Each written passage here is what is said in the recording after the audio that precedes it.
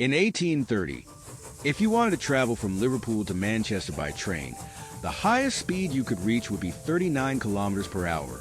Back then, even the speed was considered dangerous for human health. In the years following the train's regular service launch, numerous reports emerged, suggesting that high speeds could damage the human brain.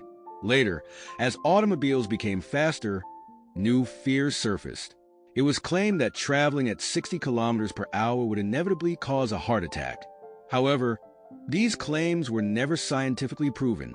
Over time, it became clear that such theories were nothing but myths, and the focus shifted from the effects of speed on health to speed itself. Now, what if I told you that traveling at 99% of the speed of light could reduce your heart rate to just 10 beats per minute? Come on, no way, you might say. But get ready, because we're about to explore how the human body reacts when moving close to the speed of light. In 1905, Albert Einstein proposed in his special theory of relativity that time slows down for objects moving at speeds close to the speed of light. This fascinating phenomenon became known as time dilation. However, it would take until 1971 for this theory to be confirmed with experimental certainty.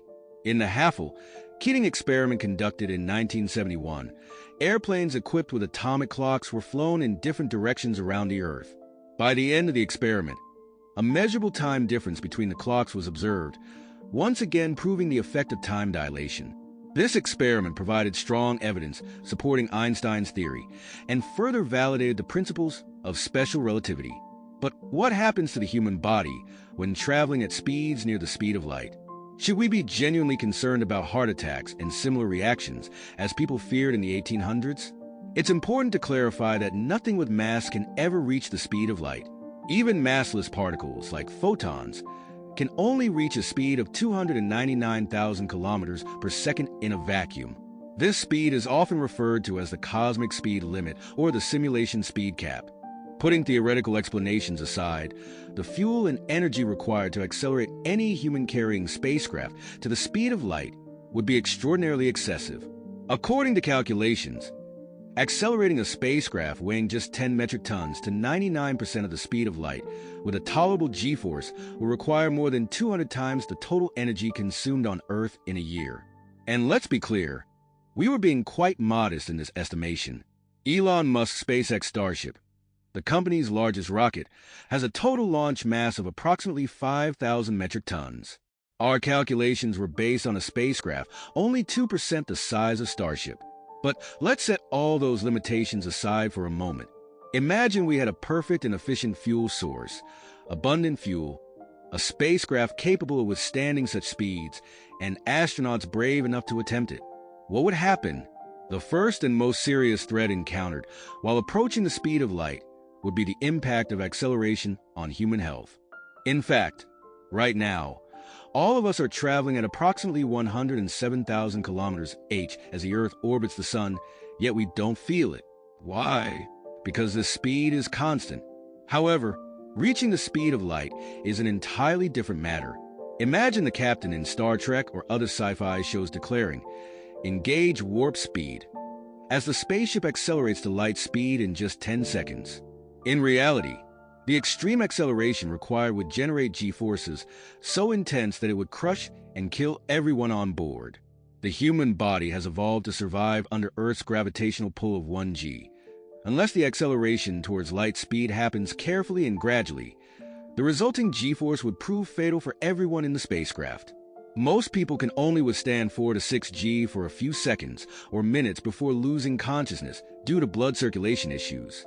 Longer exposure or higher g-forces can disrupt fluid balance and blood flow within the body, becoming lethal. Calculations suggest that if you wanted to accelerate without exceeding 3g, it would take approximately 1 year to reach the speed of light. However, the long-term effects of extended acceleration at this level on the human body remain largely unknown. According to our estimates, sustaining such acceleration for 12 months would not only push the boundaries of physics, but also test the limits of the human body. For now, we assume that 3G sustained for 1 year wouldn't pose a critical health risk. Yet, even this assumption could lead to significant complications over time. The second significant effect on human health when approaching the speed of light is time dilation. At 99% of the speed of light, time slows down for you and everyone on the spaceship by a factor of approximately 7, even if you don't feel it happening. According to Einstein's special theory of relativity, when an object moves at speeds close to the speed of light, time slows down.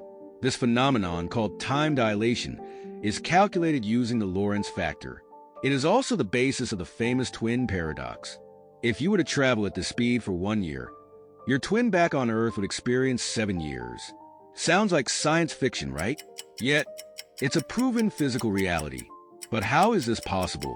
To understand it better, let's take a closer look at the concept of a second. Today, a second is defined with extreme precision at the atomic level. It is based on the microwave transition between the fundamental energy levels of the cesium-133 atom. More specifically, 1 second equals exactly 9,192,631,770 oscillations of the cesium-133 atom. To simplify, imagine the cesium-133 atom oscillates 9 billion times per second. However, if you were moving at 99% of the speed of light, time dilation would slow it down, causing the atom to oscillate only 97 billion times per second. In essence, time dilation occurs at the atomic level. It's a physical phenomenon where atomic oscillations slow down as speed increases. Now that we understand time dilation occurs at the atomic level, what does this mean for the human body? The concept of aging can be broadly described as cell regeneration. As time progresses, our cells renew as a whole, and each regeneration cycle contributes to the aging process. If you were traveling at 99% of the speed of light, your cellular regeneration rate would slow down by the same 1:7 ratio we previously calculated for time dilation. This fundamental effect of time dilation is the reason you would age more slowly. The key idea here is that as speed increases, cellular renewal slows, and consequently, we age more slowly. In other words, time dilation near the speed of light is not a mystical or abstract idea. It is directly related to the slowing of atomic oscillations. At near-light speeds, you would slow down at the atomic level, which would directly impact your cellular regeneration rate. Cells would divide more slowly, while biochemical processes like DNA replication and protein synthesis would decelerate as well. As a result, cellular aging and damage accumulation would decrease dramatically, effectively slowing biological aging. This is not science fiction, but a fundamental fact of nature. When approaching the speed of light, all biological processes slow down. Your breathing, your heart rate, your metabolic activity, everything slows down in perfect synchronization.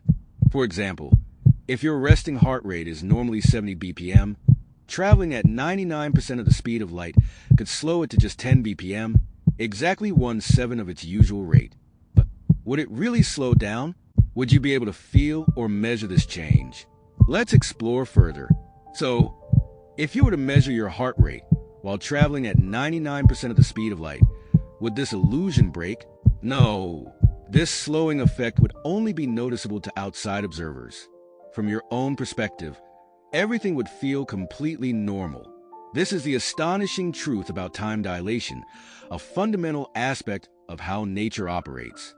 Since everything slows down by a factor of 7, you might expect your heart rate to drop to 10 BPM when measured at this speed, right?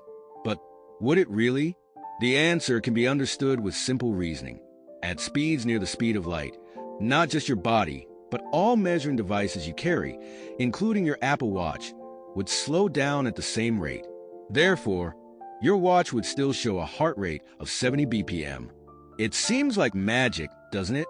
But it's entirely grounded in the physical laws of nature. At near-light speeds, both biological and mechanical processes slow down proportionally. Heart rate, cellular regeneration, metabolic processes, the ticking of your watch, however, this slowing is imperceptible to the traveler. Inside the spaceship, everything feels normal within your own frame of reference. To outside observers, however, you would appear to be aging more slowly.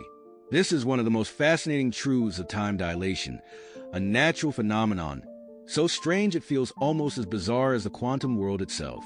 Your immune system would also slow down at speeds near the speed of light. However, this wouldn't pose a threat to you. Why? Because the bacteria and viruses that could threaten your immune system would slow down at the same rate. The bottom line is this. At 99% of the speed of light, everything slows down together, and nothing around you would feel strange or unnatural. That is, until you return to the planet you left behind. If you traveled at 99% of the speed of light for 5 years and then return home, you would find your twin to be 30 years older than you. And just to be clear, yes, you would actually be 30 years biologically younger than your twin. The health effects we've discussed in this video are largely theoretical. The full impact of traveling for 5 years at near light speeds on brain processes is difficult to predict. Additionally, cosmic radiation exposure at such speeds would be extremely challenging to shield against, and protecting the spacecraft from tiny particles would be nearly impossible. Moreover, prolonged exposure to microgravity in the spaceship would lead to serious bone density loss, a condition time dilation wouldn't be able to prevent. Other issues seen in long-duration astronauts, such as retinal damage and psychological stress, would likely worsen over a 5-year mission. Today, we embarked on a science-filled journey of imagination together. If you found this content interesting, consider subscribing to our channel and liking this video to help us reach more curious minds. Thank you for your support.